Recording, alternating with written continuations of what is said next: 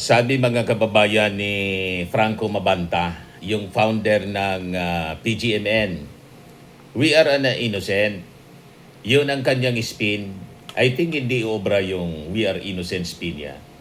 Bakit nandiyan Mr. Maravillas? Fully documented po yung operations ng National Bureau of Investigation. Recorded.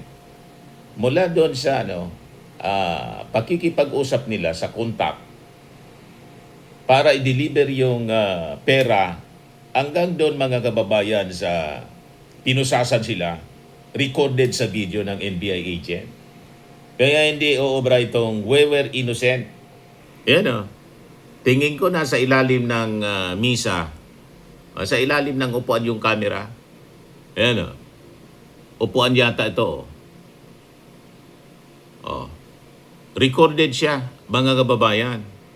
Eh sabi dito, the we are innocent spin won't work because pieces of entrapment ops are being released to media. Franco's images and audio from the Manila Hotel meet up to his phone call with the NBI agents were now evidence readily available to directly refute any DDS narrative attempting to gaslight the public. The entrapment of Franco was monitored and documented every step of the way. Just to be clear for the stupid DDS asking where the 70 million is from, that is marked bodol money prepared by the National Bureau of Investigation themselves specifically for the entrapment ops. This is not from the victim Martin Romualdez. Yan yung spin ng mga DDS influencers. Kini-question nga po ni Atty. Rowena Guanzon, na-freeze na niya yung mga assets ni Martin Romualdez. Saan galing yung 75 million na nilagay sa 3 maleta? Hindi na po yun galing kay Martin. May confidential funds yung NBI, just like PIDEA and other agencies na nasa security operations ang function. May mga confidential funds sila na ginagamit talaga para sa ganyan. Yan ang tamang paggamit ng confidential funds, hindi yung ginamitan ni Sarah. Tama, mga kababayan? Para sa entrapment operation sa mga ganitong kikil, kaso ng kikil, kung hindi, kung sa droga, by bust, may talagang pera para dyan yung ating gobyerno. Yan o. Hindi obra yung spin. Recorded, mga kababayan. At damay itong si CG Hero, dating beauty queen at anchor ng PGMN. Yan, sabi dito sa report ng Billionaire News. PGMN boss Mabanta with CG Hero as pitbull allegedly demanded 300 million to bury anti-Marcos, anti-Romualdez video. May plano daw kasi itong si CG Hero na lumaban na congresswoman sa sa Quezon City. So nagpa-fundraising. Ito mismo yung post sa kanilang page. Yan, Peanut Gallery Media Network. Peanut Gallery Media Network lead anchor CG Hero March 13 on Friday declared she is prepared to challenge disgraced former lawmaker Marvin Rillo for Quezon City 4th District congressional seat if incumbent Representative Bong Suntay decides not to seek re-election in 2028. Yan Kaya nagpa-fundraising siguro. Gamit yung PGN para pang-blackmail sa mga politiko. Kita ninyo? Ito, panoorin ninyo mga kababayan, sa pag-contact pa lang ng agents, sa agents ng tawag dito, ng tao ni Mabanta, recorded na ng NBI.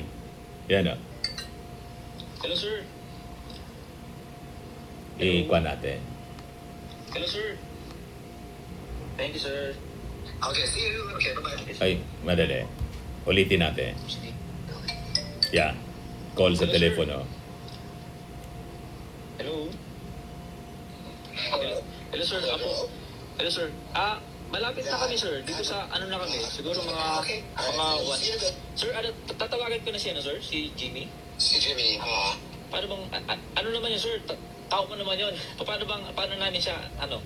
Paano mo papakilala? he's there lang, naka-face mask. Na siya lang yung isa kong kasama na naka-face mask. Nandiyan lang sila. So you can just drop off the bag there. It's very, very easy. Sa driveway. Paano, sir? Sa, Ibigay mo lang. They're my trusted people. sa kotse, sir? Or paano? Paano ba? Ha? Idadala ko sa sakyan nila? Paano, sir? Ano, sir? So yung tao ko bro, nandiyan lang. His name is Jimmy. Dalawang tao na naka-face mask. So you can just see here. Pag mo dyan, just say Jimmy, and then you'll receive the bags. Bali, It's simple. Ilan sila, sir? Dalawa, pero kaya na yung tatlo. Dalawa. Franco Mabanta. Sir, tatlong Madali. Kaya madali. Ayan o, Franco Mabanta. Siya mismo yung kausap o. Si Franco Mabanta mismo yung kausap. Di ba? Naka-phone book eh. Tumawag. Dalawa. Okay. O, kasi ano to, sir? Tatlong maleta. Kaya madali. Okay, kaya na yun. Don't worry about it. Tapos anong suot, sir, na damit? Alam mo lang na tatlo yan. Okay. Anong suot na damit, sir? Naka-jacket parehas. Jacket. Sige, sir. Identified. Pinadescribe eh kung sinong kakausapin. So tatawag ako, sir, kay Jimmy, no? Pagdating, tama, sir? Ano yan? Sorry. Tatawagan mo si Jimmy pagdating namin? Si Jimmy, yes, correct. That's right. Okay, sir. Sige, sir. Thank you, sir. Okay, see you. Okay, bye-bye. Okay, sir. See you. O ito, yung dumating sila, mga kababayan, i-play ko. Pero may video pa rito, yung papunta pa lang sila doon. Ayan o. Ito, mga kababayan, yung papunta pa lang sila. Nasa kotse pa sila, mga kababayan, na nasa labas pa. Papasok na. Para sa meet-up. Ayan o.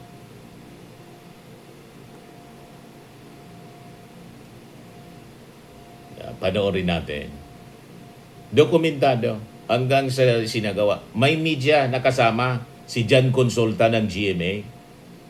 So magsiserve yun na witness. Ganon talaga sa mga ops, mga entrapment operations. Laging may in-invite na media para witness po. Sa mga ganon din sa mga buy-bust operation dito sa amin. Tapos pati sa korte, ini-invite para mag-witness na totoo, pati yung pagbibilang ng pera, pinapapipirma yung taga-media as witness. Ayan ako. Para walang lusot. So, possibly, si John Consulta ng GMA, magwe-witness yun sa korte. As media witness, reporter, ganon ang SOP sa mga entrapment operations po, by bust. Ito, entrapment operations, mga kababayan. Ayan o. Recorded lahat. Tok-tok na doon sa loob ng kwarto. Kung saan i-deliver yung tatlong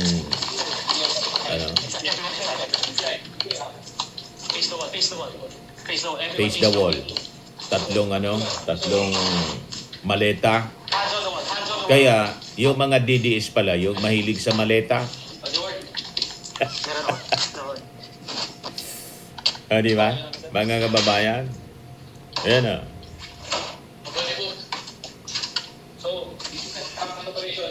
Video ng NBI.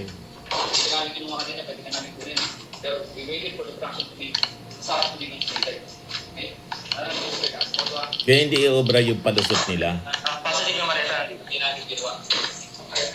Yan o.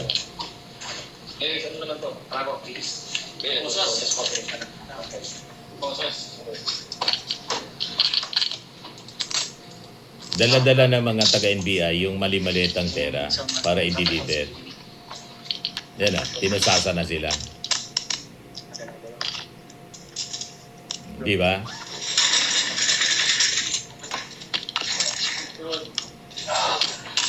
Hindi sila obra sa mga palusot nila na we are innocent.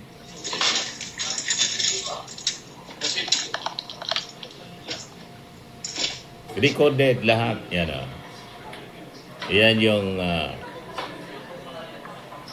tatlong maleta mga kababayan na diniliver. Nandyan si Franco.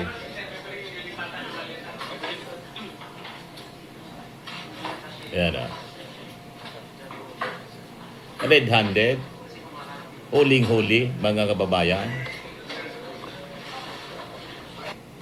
Ito na sila, mga kababayan. Ito yung picture. Kuha mismo ito ng NBI. Yan o. Ito yung timeline ng operations, entrapment. And sabi dito ng NBI, mga kababayan, una yung meeting sa Makati. Undercover NBI agents met with Franco Mabanta in a hotel in Makati where the alleged extortion or illegal demand was consummated. Pero nag-refuse siya na tanggapin yung pera kasi ang dami daw na camera. Franco allegedly refused to accept the money personally, saying there were too many CCTV cameras sa loob ng hotel. Then nagbigay ng instruction na i-deliver sa ibang lugar. He allegedly instructed the agents to bring the money to Valle Verde, Pasig, where his people accepted the money. Then, ginawa yung surveillance and tailing. Sinundan po ng mga NBI agents. Then, inarrest immediately. They conducted further surveillance and tailed Franco's people. Money turned over to Franco. Agents followed the trail and saw Franco receiving the money from his people in another location. Then comes now the arrest after the possession.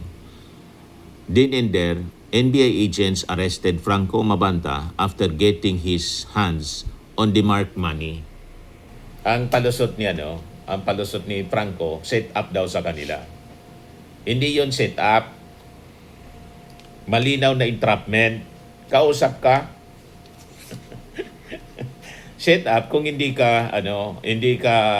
gumawa ng pangingikil. Pagkatapos pinalabas na nangikil ka. Hindi, kausap ka mismo, recorded yung pagdemand mo ng kwarta, ng pera, pagkatapos yung kung saan i-deliver, ikaw mismo yung kausap, kitang-kita sa telepono, naka-phone book sa'yo yung number. At may mainstream media na kasama yung NBI agent na witness. So walang lusot, mga kababayan. Yan ang palusot niya. Ginit ni Franco Mabanta, set up daw ang pag-aresto sa kanya. At gusto silang patahimikin dahil sa planong paglabas nila ng expose sa mga korupsyon ni dating Speaker Martin Romualdez. Malabo. Kaya dinidefend nila ito ng si Franco ng mga DDS kasi obvious naman. Obvious na obvious. Kung bakit nila dinidefend. Diba, mga kababayan? Tapos yung content, ang content, mga kababayan, ng PGMN, anti-Marcos, anti-Romualdez. So anyway, mga kababayan, yan po yung ating short video. Ako po si Dante Maravillas. Bye-bye. God bless.